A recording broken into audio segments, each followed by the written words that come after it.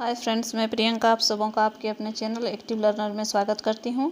आज हम देखेंगे खोरठा नाटक अजगर को। ये वीडियो खोरठा से संबंधित है और आप यदि झारखंड में किसी प्रतियोगिता परीक्षा में बैठ रहे हैं और उसमें आपको खोरठा भाषा पढ़ना है, खोरठा साहित्य पढ़ना है, तो ये वीडियो आपके काम की है। आज हम इसमें देखेंगे अजगर नाटक को। अजगर नाटक के लेखक कौन हैं? तो विश्वनाथ दसौंधी राज हैं। लेखक का जन्म 15/4/1943 ईस्वी, मृत्यु 16/10/2009 में हुआ है। प्रकाशक यानी कि इस नाटक का प्रकाशक कहाँ से हुआ है, प्रकाशन कहाँ से हुआ? तो बालीडीह खोरठा कमेटी से हुआ है। नाटक का प्रकाशन वर्ष कब है? तो 2004 है।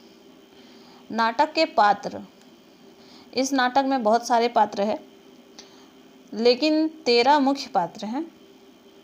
मतलब जिसमें से नाटक जिसके इर्द गिर्द घूम रहा है, तो ऐसे 13 पात्र हैं नाटक में। कौन कौन? अघनू लाला। अघनू लाला कौन है? गांव का जमींदार है, महाजन है। मंगरा अघनू का बेटा है। ससारदा प्रसाद जो है वो अघनू लाला का मुंशी है। जालिम सिंह चरक पहरी थाना का थानेदार है। चरक पहरी एक जगह का नाम है, वहाँ के थाना का थानेदार है जालिम सिंह।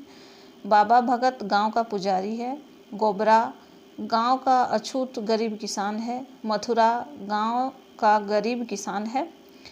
तेतरा मांझी एक गरीब आदिवासी है। फुलवा महरा जाति की एक लड़की है। सुगिया गोबरा की जनी यानी कि उसकी पत्नी है। बितना लबार है यानी कि विदुषिका है। बिजली बितना जनी यानी कि पत्नी है, विदुषिका है ये। सिपाही थाना का सिपाही है। यानी कि 13 पात्र आपको यहाँ दिख रहे हैं। नाटक जो है उसमें कितने अंक हैं? 3 अंक हैं। कितने अंक हैं? यदि आपसे प्रश्न पूछा जाए अजगर नाटक में कितने अंक हैं, तो आपका आंसर होगा 3। दृश्य कितने हैं? तो 6 + 4 + 6 यानी कि टोटल 16 दृश्य हैं। अजगर नाटक की कहानी क्या है या कथावस्तु क्या है, तो इसको आप संक्षेप में देख लीजिए। अघनू लाला गांव का शोषक महाजन है। अपने मुंशी शारदा प्रसाद जो है वो प्रसाद के साथ मिलकर सूदखोरी का धंधा चलाता है। 50 का 500 करके अनपढ़ लोगों को सादा कागज में अंगूठा लगाकर जमीन जायदाद हड़प लेता है। गोबरा उसी गांव का गरीब किसान है। वह भी अघनू के सूदखोरी और ठगी के जाल में फंसकर कंगाल बना हुआ है। ये कथा वस्तु है। आगे देखिए। गांव में पहरी बाबा नाम का भगत है जो गांव में अंधविश्वास फैलाकर लोगों को ठगता है। ये पृष्ठभूमि जो है आपको अंग्रेज के ज़माने की पृष्ठभूमि है और ऐसी ही कुछ पृष्ठभूमि हुआ करती थी प्राय उस समय के हर गांव का। तो आगे देखिए। चरक पहरी थाना का थानेदार जालिम सिंह भी अपने पद का धौंस जमाकर स्थानीय गरीबों का शोषण दोहन करता है। अघनू लाला का बेटा मंगरू शहर से ऊंची शिक्षा लेकर आधुनिक और प्रगतिशील विचार को अपनाए हुए है। वह अपने पिताजी की नीति और क्रियाकलापों का विरोधी है। वह गांव की दलित समुदाय की लड़की फुलवा से प्रेम करता है। पिताजी से विद्रोह करके वह उससे विवाह करता है। मंगरू अपने गांव में गरीबों को अपने पिताजी के खिलाफ संघर्ष के लिए संगठित करता है। कौन करता है? मंगरू करता है, जो कि अघनू लाला का बेटा है। अघनू का बेटा है और वह अपने पिताजी के खिलाफ ही संघर्ष को संगठित कर रहा है। साथ ही पहरी बाबा पुजारी की चालों का पर्दाफाश भी करता है। उधर थानेदार को भी खूब खरी खोटी सुनाता है। जब मंगरा के पिता अघनू लाला के कहने पर थानेदार गोबरा को घर बारी से बेदखल करने के लिए कहता है, तो सुगिया का विरोध के साथ मंगरा का भी प्रतिरोध सहना पड़ता है।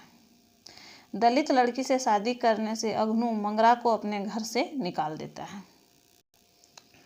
मंगरा पहरी बाबा का पुजारी भगत का भी आंख का कांटा बन जाता है। अघनू और भगत बाबा मिलकर थाना जाते हैं और थानेदार जालिम सिंह से मंगरा को सबक सिखाने का आग्रह करते हैं। कौन कौन जाता है? अघनू और बाबा भगत मिलकर थाना जाता है, दोनों जाते हैं और थानेदार जालिम सिंह से मंगरा को सबक सिखाने का आग्रह करते हैं। थानेदार रिश्वत लेकर मंगरा और उसके साथियों पर डकैती का केस लादकर अंदर करने का आश्वासन देता है। उधर पूरे गांव में अघनू के आदमियों द्वारा आग लगा दी जाती है। पुलिस मंगरा को पकड़कर जेल में भर देती है। गांव के भीषण अग्निकांड में अघनू लाला के मुंशी शारदा प्रसाद का घर भी चपेट में आ जाता है, जिससे उसके घर में सभी लोग जलकर मर जाते हैं। शारदा प्रसाद का हृदय परिवर्तन हो जाता है और वह अपने मालिक अघनू लाला से बगावत कर गांव वालों का साथ देता है। गोबरा की पत्नी को दीदी मान लेता है और उसकी अपनी सारी संपत्ति उसे सौंप देता है। इधर मंगरा को फांसी की सजा होती है। उसकी पत्नी फुलवा हताश न होकर लड़ाई को जारी रखती है। उसे गोबरा, सुगिया, तेतरा मांझी का पूरा साथ मिलता है। नए समाज के सूरज के उदय के संकेत के साथ यह नाटक का समापन होता है। यानी कि यह नाटक देखा जाए तो एक पुनर्जागरण जैसा है कि कहीं नई सोच का उदय हुआ और वहाँ जो है शोषण का विरोध होने लगा था। ऐसी पृष्ठभूमि इस नाटक की है, जहाँ शोषण का विरोध आम लोगों में और दलित लोगों में, आदिवासी लोगों में होने लगा था। वे शोषण का विरोध करने के लिए आगे आ रहे थे। ऐसी इसकी पृष्ठभूमि, इसकी कथा वस्तु है, जहाँ तक समझ में आ रहा है। तो फ्रेंड्स, ये नाटक अजगर की कथा वस्तु थी। उम्मीद है आपको हेल्प करेगी आपके एग्ज़ाम में इस नाटक को समझने में।